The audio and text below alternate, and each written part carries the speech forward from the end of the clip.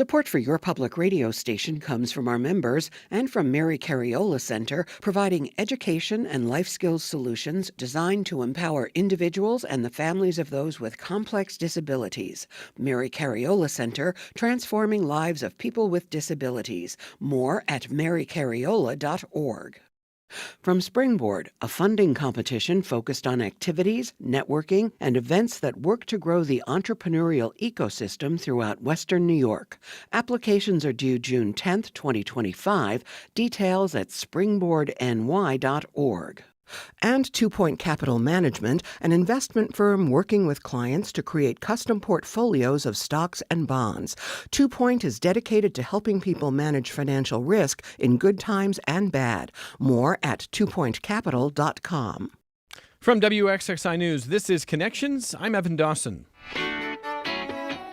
Our connection this hour was made in June of 2006, nearly 20 years ago, when, let's say, a 27-year-old Rochesterian launched himself down a flight of stairs in the middle of the night, in the middle of some kind of a dream. Okay, it was me. And I landed at the bottom of the stairs, not really knowing why I had done that. I didn't remember the dream at all. I knew there was some kind of fight or flight going on. The next night, I bolted down the stairs and out the door, out onto 31F, and stopped running when my feet started bleeding. Woke up only at that point, disappointed to know that at 2 a.m. I had to jog past people walking the dog in the middle of a summer night and try to act normal. What is it about our dreams that makes us do certain things? Now, most of you are not like me. Mike Birbiglia and I, we've got something in common. The comedian who's been on this program, we've talked about our sleep issues. I don't have to do what Mike does. Mike has to sleep in a sleeping bag zipped up to his neck so he doesn't do harm to himself. I think I've got this thing under control, but I have wondered for years, why do we dream? What goes on when we are asleep? What does it tell us about ourselves? And how much can we overanalyze this? And how much can we actually learn about what dreams mean to us, about our fears, about our hopes, our relationships with other people? Well, for the past 4 years, former Democrat and Chronicle journalist Erica Bryant has turned her attention to reporting on the dream world. She's gone deep, interviewing people about their dreams and collecting hundreds of dream stories. And she's preparing to debut her exhibition, Other People's Dreams, at the Rochester Contemporary Art Center. But first, she and some of her dream interviewees are joining us this hour to talk about maybe what we know about our dreams, what they might mean. And later this hour, we're going to be joined by really an expert of sorts in the field who can help us make sense of more of it. Erica Bryant, this was such an interesting thing that you reached out to tell us about. We were instantly like, yeah, we're definitely doing that. Welcome back to the program. Thank you. Thank you. Nice to have you. And Erica, by the way, is an artist, associate director of writing at the Vera Institute of Justice. What is the Vera Institute of Justice? It's a nonprofit that's based in New York City that's devoted to ending mass incarceration and improving rights for immigrants and protecting immigrants' rights. Well, thank you for being here. It's great having you. And next to Erica is Davita Rogers, who is one of the dream interviewees, I suppose. I am. Erica convinced you to open up your dream brain to her, huh? Yeah. She's really cool like that. Well, we're going to be talking about that with John Gary as well, a musician and artist who is sharing some dreams. Nice to see you in studio. Nice Thanks for being here. Yeah. How did Erica convince you to talk about this? How did you get in touch? Well, I saw some of her collage work at maybe the Yards first, and I met her there, and she said that her collages were dreams of her own, and she was kind of, soliciting dreams from people. This was before she set up her little interview table at the public market. And I tend to write my dreams down if I can when I wake up. So I emailed her a dream. Hold on, back it up for a second. You write your dreams down? If I can wake up and remember the dream, I will pick up my phone and try to type it in. How often are you doing that? A couple times a year, probably. Oh, just a couple times. So you're not remembering your dreams very often? Or I don't remember them in sufficient detail, or I have to go to the bathroom before I can type. That's me. That's me, the older we get. Yeah. No, that is so interesting, John. Well, Erica, let me just back up and ask you for a description of why this project entered your mind, your consciousness, why you wanted to pursue it. Well, I've always been very interested in dreams, just fascinated by them, my own dreams and my dreams of my family and friends. And I started making collages to sort of preserve and depict these dreams. And so I had a show at Rochester Contemporary Art Center. It was called 40/40 Vision, where I had done 40 dreams, but they were just my dreams and maybe a couple of dreams from my family.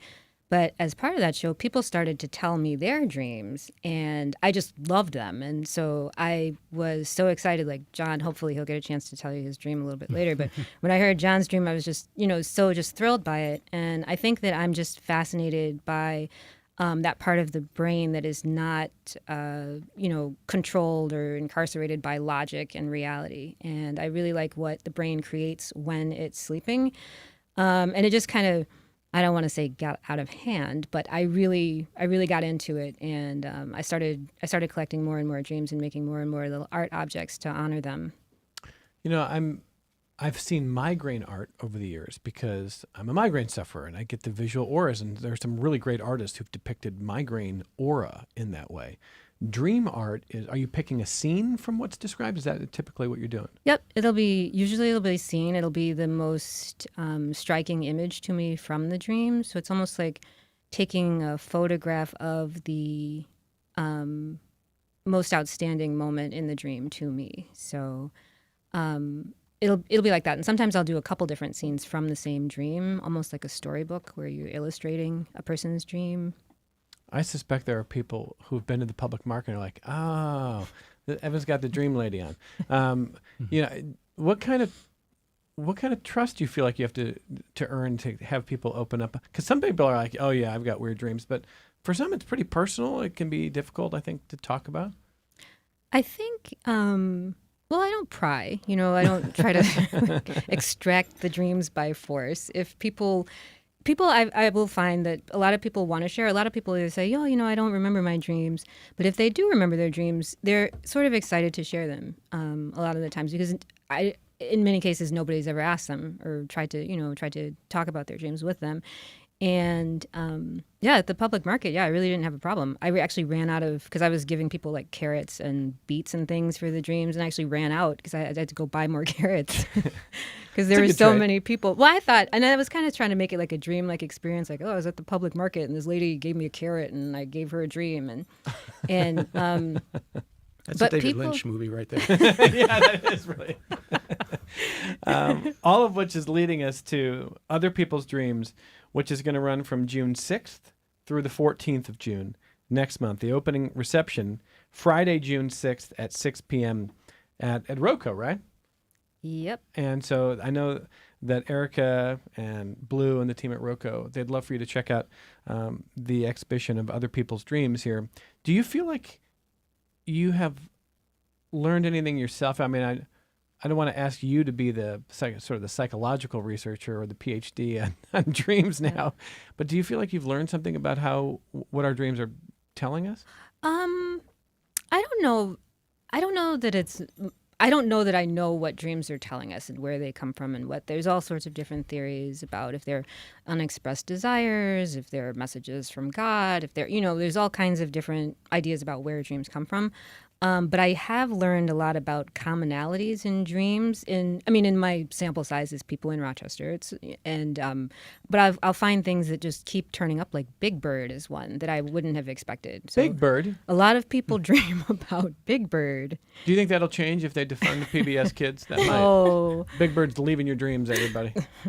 Look, I've got PBS funding on my brain this week, but Big Bird of all things. Big Bird, right?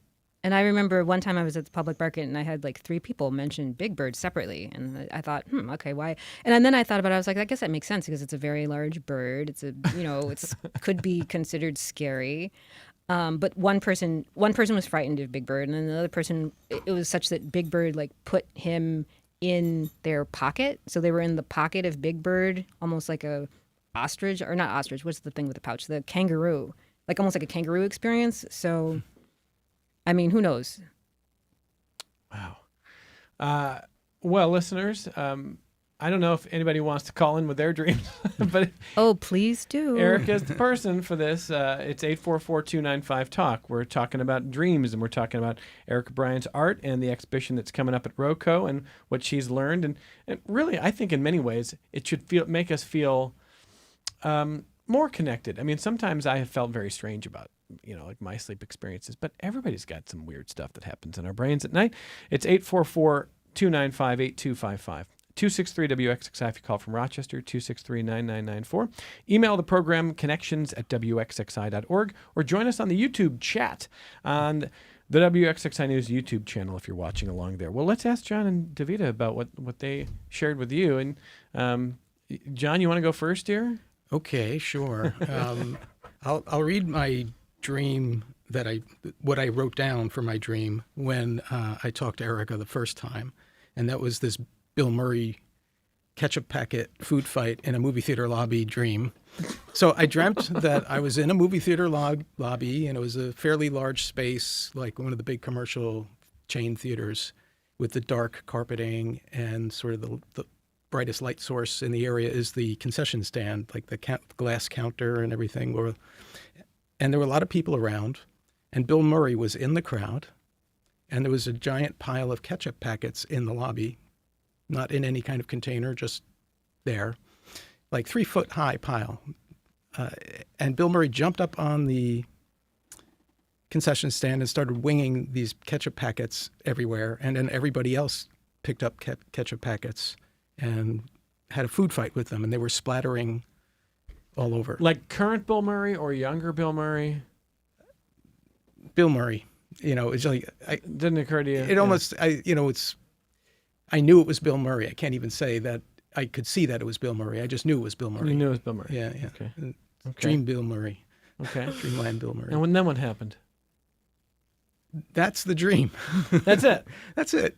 I mean, the experience of it was like it took a minute or two, for this sequence of events where I'm waiting in the line and I'm seeing the big pile of ketchup packets, and I see, there's Bill Murray in line at the movie theater. And then he climbs up on the concession stand, standing on the glass over the Junior Mints and the whatever candies, and he starts flinging these ketchup packets. Okay, so Yeah. Erica, I mean that's a lot of material to work with for an artist. It is. And I actually made a 3-dimensional, like life-size reenactment of this dream in the Rochester Contemporary Art Stairs upstairs studio, like where my studio is. And I built the concession stand and made fake movie posters and had a dummy with a picture of Bill Murray's face on him. And then John threw ketchup packets at him on a First Friday. It was fun. It was a good time. It was a lot of fun, and it was amazing to see a dream. I mean, obviously it didn't look like the dream, but just to see like a physical manifestation of one of your own dreams is weird and fun and wonderful. So what do you have with Bill Murray? What's going on with you? Nothing. I like Bill Murray fine, but Yeah, sure. uh, You haven't tried to peel back what that was all about? no, I think it was just kind of random stuff. See, I do. I think sometimes a dream is just like a car crash of things in your brain that kind of just pop together for not any particular reason. And then I'm sure there are some things, like, I mean, in the second half hour, I'll talk a little bit more about the one dream I remember from the last week in which my partner calls me from like across town. I've got to get there quick, and I'm driving, but most of the road is magma. Magma. Yeah. Ooh, I love that Well, one. and I think lava is when it's out. Lava. When it's out, right? Yeah, Magma yeah. inside the earth. So it was like lava. Like red. Yeah, it was like glowing lava, and I was worried the entire drive if the car's about to sink into it. And I was able to navigate and get to the driveway where I needed to go. And then I'm like, is the car torched? Am I torched? Like, what happened here? I don't remember any other part of that, like why that was happening. So, like, what's going on with Erica? Help me out, Erica Bryant. What's going on with me? I don't know. I mean, is it a manifestation of anxiety? Were you scared of lava as a kid? I know I was. I feel like in the 80s, like there was lava's a lot of- nowhere near my phobia list. I got no problem with lava. Whales, underwater objects like that are very large. I can't even look at pictures of, but not lava. No. I don't know, but it's like the metamorphosis of the earth, heat, churning. There's a bunch of stuff that could be in there. Wilfred Pidgeon's going to join us in our second half hour, professor of psychiatry and in public health sciences and the director of the Sleep and Neurophysiology Research Lab at URMC. So I'm sure he'll have some things to say. And before we get to Vita here, let me just mention a few things that have come in here. Sydney on YouTube says, this is both weird and humorous. Why do some dreams begin with something erotic but never go anywhere? I always wake up before anything really interesting happens. Imagine my disappointment. So poor Sydney is feeling teased by her dreams. Like, I at least could get a little action here, and it never works out. And was this a commonality that you got? Tragic. You know, people don't. You were talking about people being shy, perhaps about sharing their dream. People don't tend to share erotic dreams with me. I've only had like a couple people go in that direction, and I think probably because they don't want to offend me or that type of thing. But those might be dreams people keep to themselves. That wouldn't offend you, would it? No. I mean, I think anything. But you're saying on average people are going to share the lot of dreams with you. Right, and right, maybe right. Not the sex dreams. Right. Because that's awkward at the public market. You're going to tell some woman like that you don't know. Well, apparently Sydney would. Sydney, I'm sorry for you. I hope that the next dream gets a little bit further for you. But you can always try to go back into the dream. That's a thing people do. And you have really fired up the phone line. So hang on, Davida. Let me just kind of clear out some of the phone lines here. Erica Bryant's work has got people talking. Ellie in Fairport first. Hello, Ellie. Hi there. This is a fascinating topic. I'm so glad you guys are doing it. As someone who has extremely vivid dreams nearly every night, and I can remember them for years, I wanted to know if in your conversations with people at the public market, if you had any interactions with people who can't remember their dreams but wanted to. And I guess I'm just so curious about people who either don't dream or can't remember their dreams, and if you notice any patterns in your conversations with folks. Ellie, before Erica jumps in, I'm going to ask Dr. Pigeon for you in the second half hour. I think everybody dreams. It's just a question of whether you remember it, because I think your brain's got to be on in some way. But to Ellie's point, some people say they don't dream or don't remember any dreams. Yeah. Yeah, and I think I do have a bunch of people that will say they don't remember their dreams, and my mother doesn't remember her dreams. She remembers maybe like 3 dreams in her life, and so. I don't know why that is. I think it might be people. I think if you wake up at a certain point during the dream, you're more likely to remember it. So people who don't remember their dreams, maybe they have a more, regulated sleep cycle. But that definitely is a pattern where there are some people that just don't remember their dreams. But I've got something at the art show for them. It's a dream generator where you can use the fragments of other people's dream and make your own dream out of things that came out of the unconscious of your neighbors. Mm-hmm. So. That's interesting. And Ellie, a little bit of background here that producer Megan Mack sent my way here. Why do some people remember dreams and some don't? And can you learn how to remember your dreams? Research shows it is a learnable skill, and a suggestion is to keep a dream journal. John Gary's all over that. So I think that's a good idea. But you got to do it quick before you have to go to the bathroom. Yeah. Right when you wake up here, because they fade away really fast. It's really fleeting. It's really fleeting. But according to The Conversation, one of the most consistent predictors of more frequent dream recall has been a positive attitude towards dreaming. If you think dreams are important, you're probably more motivated to try and remember them more often. So go to bed thinking, I'm going to remember this. I'm going to think about that. I don't know. Maybe it'll work for you. It is very, very interesting the way our brains work there. Dorothy in Rochester next. Hey, Dorothy, go ahead. Hi. Yes, I'm calling because I had a dream this morning just before I woke up where I have a cat in my house, but in the dream there were 2 cats sitting on my windowsill on the 2nd floor, and then I opened the window to pick them up and bring them in. What do you make of that, Erica Bryant? Do you want more cats? I love cats, and I feed cats on the street, but I really can't have more than one. Oh, so that I think it's probably an unexpressed wish or a subconscious wish that you could bring in more cats. Maybe it's your other. I do have one more dream, and I'll give you the short version. Okay. My brother lived in New York with my sister, and he had passed away, and I had a dream that he was sitting in a rocking chair in my house, and I was doing dishes, and I hear the TV on, and I go in, and he's sitting there in my rocking chair, and I ask him if he wants me to hook up a VCR, and he says, no, I'm fine. And that was it? and that was it. That was it? That's was it. awesome.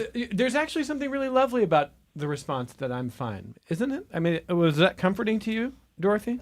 Yes, it was. Oh, that's great. I mean, so I think that maybe that's a dream that gives you some sense of peace, right? I mean, but the cats thing for sure. What were you going to say about the cats, John? Oh, I thought maybe her cat was kind of inducing her dream because he wants a buddy. I like that idea. I like that idea too. Maybe you're dreaming and the cat's standing on your head. You know. Let me grab Jay and then we're gonna get Davita's story. Hey, Jay, who's been waiting next. Hey, Jay, go ahead. Hey there. It's great this topic is on. I'm a bit of a dream dork. I run Dreams Are My Life. I run DreamWork groups. And one of the great things about groups is being able to create community through telling dreams in cultures around the world. That's how folks share dreams. So I was wondering, in Erica's experience in this project, what has it been like for you to have to create community through telling dreams and sharing dreams? Oh, it's been great. And another thing that I've done is have dream art workshops where a bunch of people just sit around a table and make a piece of art that represents their dream. And as you're sitting there for an hour or whatever, everybody sort of talks about their dreams. And you'll have dreams like the one that the lady just shared, where a loved one comes back to you from the dead, and then you can sort of talk about that. And I think that the experience of sharing dreams, I really believe that the experience of sharing dreams is, can be very meaningful and a nice way to connect to people. Because it's like, oh, okay, you can know a lot about a person from meeting them, but then to know what's going on in the sort of inner workings of their unconscious mind is another way of connecting that I really enjoy. What do you think, Jay? That's fantastic. Yeah, I really think, when we talk about dreams in a way that demystifies them and kind of brings them out of the so-called woo, and it helps us, it brings people together. So I'm excited to see this project. Thank you. Yeah, Jay, thank you. And I agree with you. I mean, like, for anybody who's like talking about dreams as woo, I mean, we dream and we dream weird stuff. Literally, I could take emails all day, Erica Bryant. You have really inspired people to talk about this. I've got people texting me who are driving who are like, I'm just going to share. There's so much great stuff here because everybody does it. We don't always know why. In fact, most of the time we don't know why. What about you, Davita? What was your dream that you shared with Erica? Yeah. So I was back home in Sierra Leone because I was born in Sierra Leone, and I was on my old street with my friends, and there comes a funeral procession, and we find out that it is a person that we knew, who is still very much alive, by the way, in real life, who died, and his funeral procession happens, and then right after his procession happens, there's another procession that's coming, and it's so huge. It is long. It's about 80 to 100 coffins, all carried by more men than you can imagine. It's probably 3 or 4 men per coffin, maybe even more. And they're all in this straight line. It's super, super straight. And again, they're 80 to 100 coffins. And in my head, I'm looking around and I'm like, there's no way this is going to go right, because they can't keep being in this straight line with all that, all these coffins on their heads. And they start walking closer and closer, approaching us, and the line starts to curve and they all start to go woo, it's about to fall. And I get so scared because I've never seen anyone drop a coffin ever. I've been to funerals before and that's never happened before, and it really scares me a lot. So I tell my friends, let's go upstairs, let's go to my house. We run upstairs to the balcony and we're watching the procession from the balcony, and they're now super close and they're really directly, on under the balcony. And we look down and indeed they fall. They all fall and the coffins fall. Thankfully, none of the coffins opened when they fell, because I was like, I'm not ready to see a dead body today. And then by some force, all the coffins open at the same time. They all just forcefully open. And I see all the men in there, and they do look dead. They do look laying down dead, dressed up like you would, a dead person, I guess. And I'm just terrified, and I'm looking at it. I can't look away, obviously. And I see one of the men in the coffin start to blink or like start to move. And I'm like, this is about to be something spiritual, and I don't want to be around for it. But before I could look away, all of the men in the coffin, like this 80 to 100 coffin procession, get up. And they all start to do a flash mob dance. Oh my goodness. Yes. Out of nowhere. There's music, there's choreography. It's insane. I'm like, there's no way they planned this flash mob in the style of a funeral procession, scaring everyone. And that was the dream went on to be something else, but that was the weirdest part of it for sure. What do you make of it?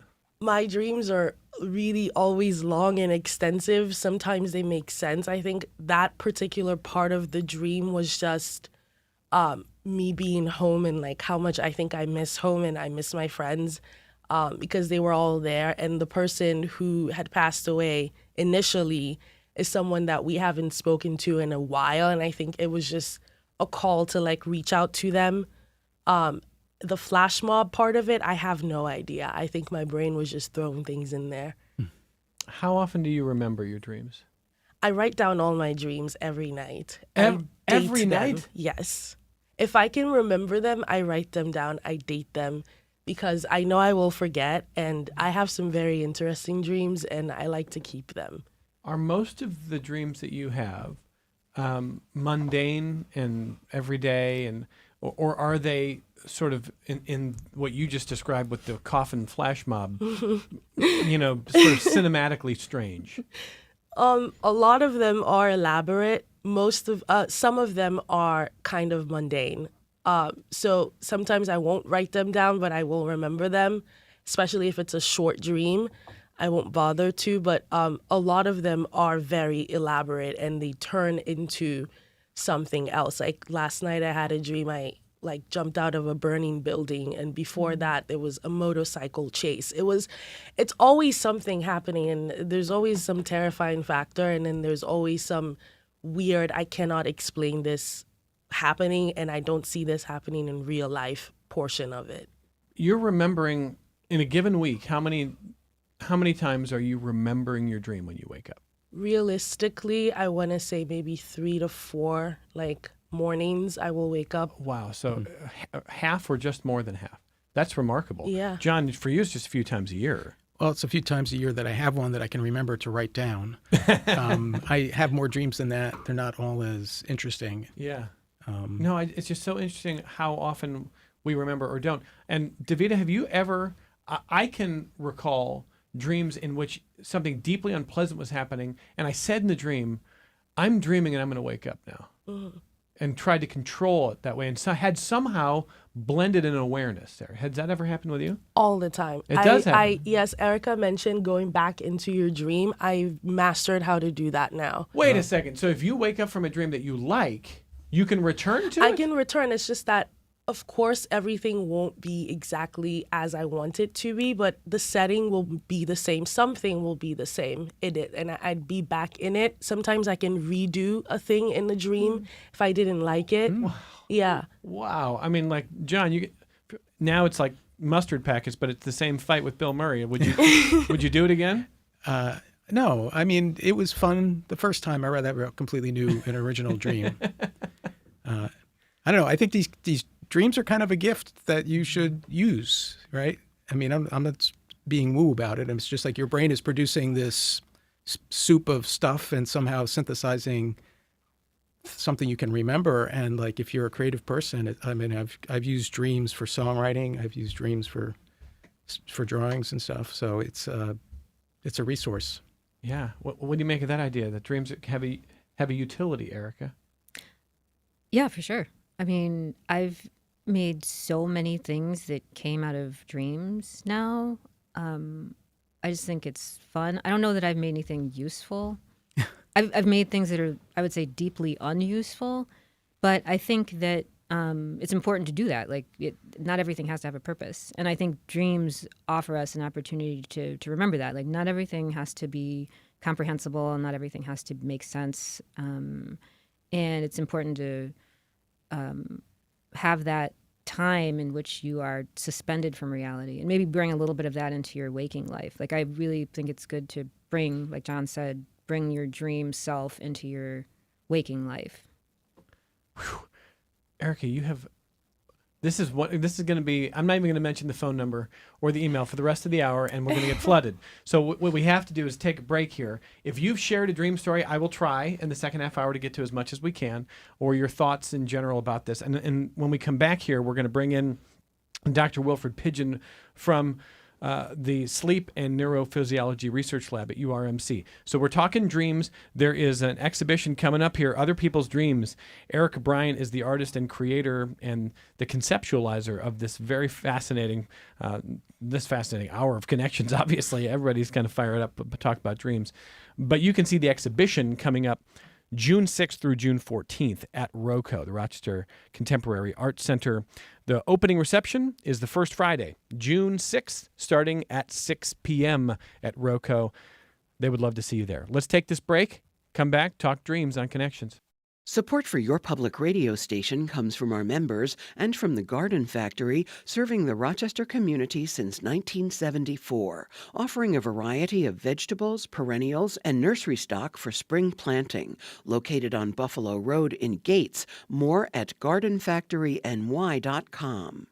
And the Highlands at Pittsford, an independent and assisted living community affiliated with the University of Rochester, offering cottage and apartment homes, daily life enrichment activities, and care assistance as needed. More at highlandsatpittsford.org. This is Connections. I'm Evan Dawson. For 4 years, artist Erica Bryant has been listening to people's dream stories and created the exhibition Other People's Dreams that you can see at ROCO starting June 6th. And here she is with John Gary and Davita Rogers, who are two of the dreamers who told their stories to Erica. They're telling their stories here on Connections. And that has inspired many of you to share your stories. And we're going to try to keep kind of cycling through those and trying to think about what our dreams mean. Let me bring in Dr. Wilfred Pidgeon, who's a professor of psychiatry and public health sciences and the director of the Sleep and Neurophysiology Research Lab at the University of Rochester Medical Center. Dr. Pidgeon, thanks for being with us. Absolutely. Good afternoon. And to be clear on the expertise, because Will is a very humble person, sleep is the expertise. Dreams are a passion. I'm not going to tell people that, Dr. Pidgeon, that you can tell them everything that every dream means exactly, and that would be impossible to begin with. But in general, let me ask you this here. Is there a risk of overanalyzing our dreams, or can we learn something about ourselves, our desires, our lives from our dreams? Yes, is going to be the answer. So if we can both overanalyze and utilize, right? So as with so many things. There was some. So I was listening in. You guys look great on streaming, by the way, and so it was an awesome conversation, and I'm glad to be able to continue it in any direction you want to go. Well, so let me start with this then here. Is there any way to know how often our dreams should have meaning to us? Should we generally not try to overanalyze them? Or are there times where is there some sort of a trend in dreams that will indicate to us a desire, a fear, a pain, something like that? Yeah. So all of these interesting questions, I think the most interesting questions are those that us science geeks actually can't answer. So there are some things that we can, and I'll you touched on them earlier, so I might throw some of those at you. In general, I'll say this: it's a really personal experience. So if it feels important, it's probably important, which is a pretty simple and silly thing to say, but no, it makes sense. Really, that's it. So you were talking earlier about, and you hit on, does everybody dream? Yes, everybody dreams. How often? 3 to 5 times a night, or more for some people. Typically the last hour or hour and a half of the evening of our sleep period is going to be when we have the most intense or weird or most epic kind of dreams. We all dream. And why don't we remember it? So in order to remember something, we have to pop it into some of our memory cells, or memory banks. And we need to actually think about it for half a second or 3 seconds. So even if in our semi-conscious state of moving between sleep stages, being half awake, half asleep, if we process it for a little bit, then we'll remember it. If we don't process it, it's in there somewhere, but it's not easily drawn back out from those neuron clusters. Well, I'm trying to serve the audience, and I have 2 emails and a YouTube comment about sex dreams. So just in general, Dr. Pigeon here, do sex dreams have any meaning to us? Or are they just part of the experience? They're part of the experience. So, yeah. Okay. Period. They're part of the experience. We all have them. And kudos to Davida for being able to potentially go back into those if she wants to. Well, not necessarily the sex dreams, although I don't know, Davida, but regardless here, that's an amazing thing to kind of be able to do. And Dr. Pigeon, does it help if there are things that you would like to try to manipulate in your dreams, to be thinking about them before we go to sleep? I mean, is there any reason to think that would inform or affect our dreams?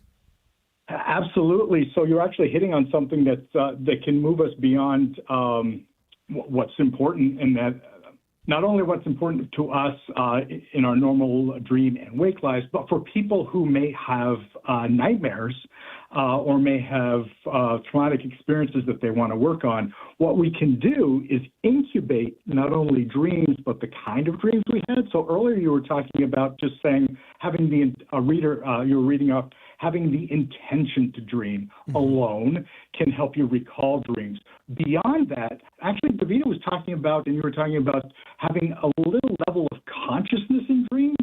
So being aware that I'm dreaming. And that's actually called lucidity, or the act of lucid dreaming.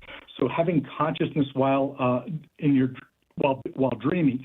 And if you remember the movie Inception, so it was DiCaprio was the lead character, and the idea was, I'm going to go into the dreams and I'm going to do stuff, and I'm going to even do stuff to other people's dreams. Well, we can't do the latter, but we can become conscious of the fact that we're dreaming and then decide, maybe I'm going to go down this street this time, or, maybe I'll try this, which for people who have recurring nightmares is actually a treatment that works to change dream narratives.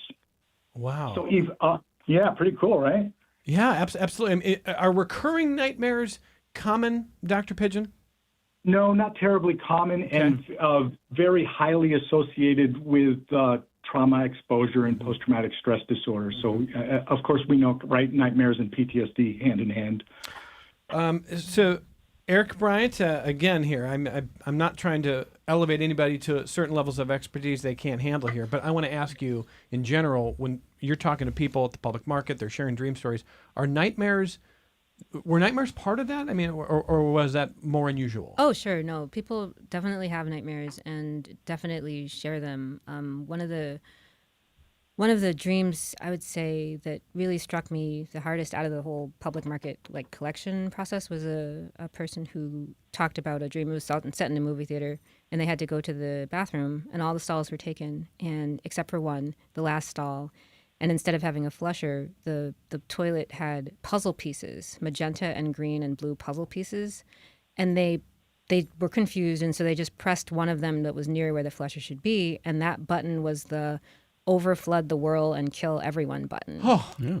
Yeah, and so the creation of that, and then and I was trying to think about what it meant, the feeling of guilt, even though it was this person's fault, even though they weren't the one that created this toilet. It was sort of like a trap that they fell into. That's intense. But it was very intense. And there are people who have the one recurring nightmare. Actually, is the main image of my show on the Roku website is a dream from Kwame Donnell, who's a great photographer in town, who would dream repeatedly that there was a mummy in his childhood home that could not pass the French doors between the living room and the dining room.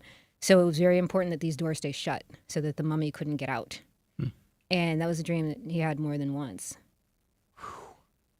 I mean, the hard part, as Dr. Pigeon says, is we might never know fully why.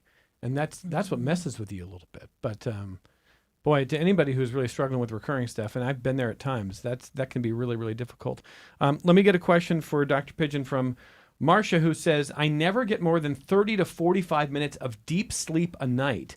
Is that a reason why I do not dream? So, Dr. Pigeon, I think your message earlier is that we are dreaming whether we realize it or not, but Marcia seems to think she doesn't and doesn't get a lot of deep sleep. What would you say to her? I would want to know how she knows that she's not getting deep sleep. So I feel sometimes that I didn't have a great night's sleep, but if I had been sleeping in my lab and people put electrodes on me, they'd always said, listen, pal, you actually had 27 minutes of REM sleep and these many minutes of other sleep. So it's quite possible that we don't feel like we get deep sleep for any number of reasons, but we might still be getting it. But certainly if we don't have enough REM sleep, which is rapid eye movement sleep, a lot of you know about, and that's typically when dreaming occurs. If we don't have enough REM sleep, then we don't dream as much. But one cool thing that our brain does is if we are REM deprived for a night or two, the next night there will be a rebound of REM sleep. So I don't know if you've ever experienced some sleep deprivation for whatever reason for a couple nights, and then you have the crazy dreams come, or the long, intense, epic dreams. And that can sometimes be because your brain is saying, you know what, I need more of this REM sleep. I need to catch up, and here it is. And then you get a flash mob of coffins. You get the Michael Jackson Thriller follow-up. Yeah. Do either of you, John or Davida, notice a difference in your dreams based on how much previous sleep you had, if you were sleep deprived? I haven't noticed, or I haven't been looking for any kind of correlation like It'd that. be interesting to look for it now. Yeah. Yeah. Yeah, me neither. But I think maybe when I started grad school and I had to stay up longer, when I did sleep, I would always have intense dreams. But I again think I have intense dreams in general. So I've had stress dreams, and usually they're work-related, and they're always, I haven't worked at Kodak for a very long time, but they're always at Kodak. So I could have a stress dream tonight, and it would be at Kodak, even though I haven't been there in 15 years. Okay. John, I'm glad you mentioned that. So stress dreams are incredibly common, and what seems to occur is that there are different levels of stress dreams. So they can, of course, just be an indicator that, hey, you'd better watch out. You're kind of stressed. You might want to do something about that. It's incredibly common for the level of stress in our lives to also be reflected in the intensity of the stress dream. So we may all have I don't know if it's our favorite, but many of us have a common stress dream.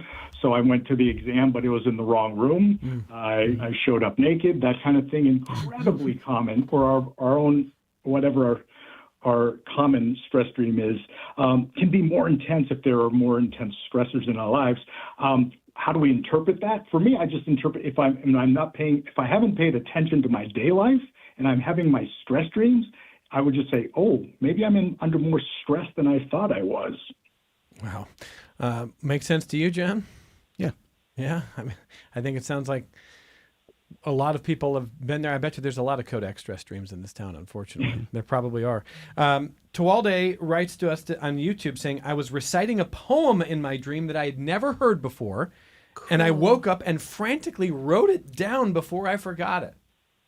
Isn't that cool? I love that. I have heard a song, one time this happened. I heard a song in a dream, and I recorded it the next day. It's not a very good song, but you woke up and you remembered enough. I remembered enough, and then I filled it out because I needed more than like 3 lines for the song. Don't you want to know how your brain put that song together? Isn't that so interesting?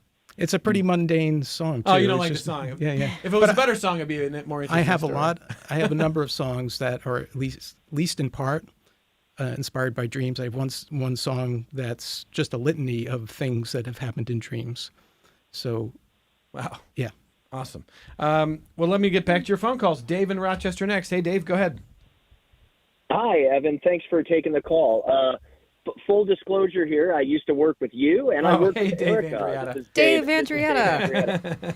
So I want to know. I'm fascinated by this topic. I look forward to seeing Erica's exhibit. Thank you so much for having this conversation. And I want to know if Erica or if Dr. Pigeon can answer this, has gleaned through the artistic process or the research any insight into the source of dreams. And I have this recurring dream that perplexes me every time I have it. And here it is. So when I was a teenager, I played competitive ice hockey. And in my dream, I'm at my age now, like 40, 50, 45, whatever. And I'm invited to play on my old team. And I tell everyone that I'm too old to play, but they explain that they're allowed to roster one overage player. So I'm very excited about this opportunity to play again. And I'm in the dressing room with the players. They're all young, but they're accepting me. And as I'm tying up my skates, my skate lace breaks. And no one has an extra lace.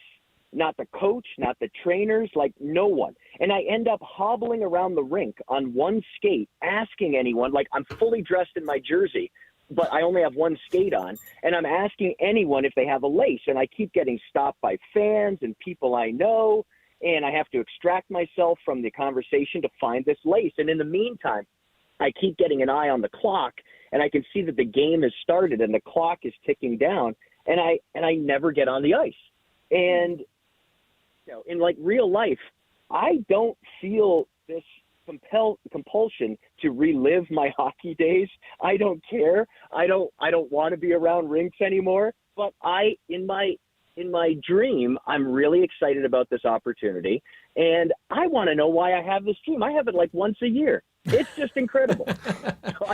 So thanks for letting me share with you. And I don't know that I'll have any answers today, but thank you. Dave, very, very interesting. Erica, do you want to kick it to Dr. Pigeon? Yeah, I'm going to kick it to the doctor. All right, Dr. Pigeon, what do you think?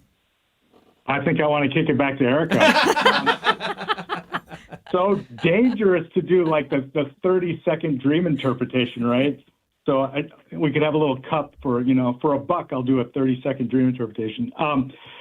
So really cool, interesting dream. And don't pay me for this advice because it's really just drawn out of the ether. If it were my dream, I would wonder about if there are things in my life that I want to do in the second half of my life. Do I want to get back on the ice? And if I am going to get back on the ice, I better get my skate laces in order. So whatever the heck that means. And I made that up, right? So but Dr. Pigeon, I don't know that Carl Jung or Sigmund Freud. Dave is saying he doesn't want to get back on the ice.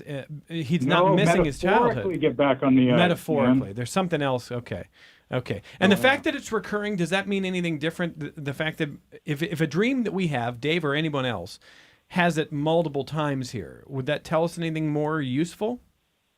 I think if you asked 20 people like me, we wouldn't be able to agree on that. Okay. I think what happens is that there are some cool things that are floating around in our memory stores, and we keep pulling them back up. Like, why don't I take a look at these old photographs? I kind of like this one. And the more we do that, the more it's available to us. It's closer to the top of the pile. In contrast to some of the dreams that we have that seem to make little or no sense, that really is just, our brain is itself an AI machine. And sometimes we just, when we enter dreaming, it's sort of like asking our brain to pull together a story, and it just goes around looking for stuff. And sometimes it's really hallucinatory. It's like, what is this about? Mm-hmm. These things don't go together. But I did see the flower shop today, so maybe that's why there are flowers in my dreams. Sure. And sometimes it's a beautiful story that has meaning. So it varies widely. Recency bias in dreams. Interesting. Gina says, most nights I cannot open my eyes in my dream. Sometimes I have to tilt my head in order to see a sliver of my surrounding. I'm not really stressed about it. Sometimes I'm driving and I can't open my eyes. Often I am traveling on a seat that has wheels and a controller down the roads. Also, please don't commit me. Gina, no one's going to commit you. Everybody's kind of dealing with this stuff. We're all trying to figure out our own weirdness here. And Nanette in Rochester, back in the 90s, a group of friends and I used to do a weekly dream analysis group together with a brief go-around And then each week, we would work together on one person's dream. We used techniques from the book Living Your Dreams by Gail Delaney. Basically, it was a way to break down each variable of the story and translate it to an association that rings the bell for the dreamer, that aha sensation. And once you string this language back together, it tells a much more lucid story about what's going on in your mind. It's a very intimate experience. From those years of working on dreams like that, I would say that dreams are autonomic poetry. Okay? To the artist in the room, Erica, how do you like that analysis of dreams? I don't know what the word what was it? I've not She said heard that. autonomic poetry. So How about dreams are poetry of the mind? sure, I definitely believe that, and I'm guessing just from context that it's just it means that it sort of generates itself, and you're not consciously doing it. And I definitely think they're poetry. It's very, very poetic, and that we should bring them into the real world. Well, so in our last minute here, and Dave, I hope you find your lace too. I'm with you there. It's probably very frustrating, and I want to thank everyone who has shared their dreams. I couldn't even get all of them on the air here, but in some ways, Erica Bryant, that's a testament to the work that you did here. You've struck a chord with people. They ought to come out and see the exhibit, Other People's Dreams, starting on June 6th, running through June 14th at ROCO. What do you want to leave with listeners as we think about our dreams here, Erica Bryant? Just remember your dreams. That's it. Try to remember them. Try to remember them. Yeah. It's not easy to do. I'm kind of with John. For me, it's much more unusual. When I remember one now, it's very unusual. And even when I have like a sleep terror experience, which I'm told by my partner occasionally still happens, she's usually like, "What is wrong with you?" And I'm like, "Nothing. Why did you wake me up? Like, I'm fine. I don't know. I don't remember any dream there." So brains are strange things. Dreams are strange things, but we all have them. They're not woo, and you shouldn't feel strange about that. So to everyone who has shared, thank you very, very much. Dr. Wilfred Pidgeon, you are generous with your time. Thank you for sharing the expertise with us, and we hope to talk to you again, Doctor. Have a good rest of the week. Thank you very much. And Davida Rogers, boy, what interesting stories. Thank you for being willing to share them with us. Thank you guys for having me. John Gary, musician and an artist. Anywhere we can find the music that's about your dreams? Yeah, if you go to in your favorite streaming app and you look for Kelly's Heroes, Kelly spelled with an EY at the end, not just a Y, Kelly's Heroes, we have our first album. One of the songs on the first album is this litany of dream scenes. Kelly's Heroes. Thank you, John. Thanks for being here. Erica Bryant, thank you. We'll see you at ROCO next month here. Thanks for being here. Sweet dreams, everybody. Talk with you tomorrow. This program is a production of WXXI Public Radio. The views expressed do not necessarily represent those of this station, its staff, management, or underwriters. The broadcast is meant for the private use of our audience. Any rebroadcast or use in another medium without expressed written consent of WXXI is strictly prohibited. Connections with Evan Dawson is available as a podcast. Just click on the Connections link at WXXInews.org.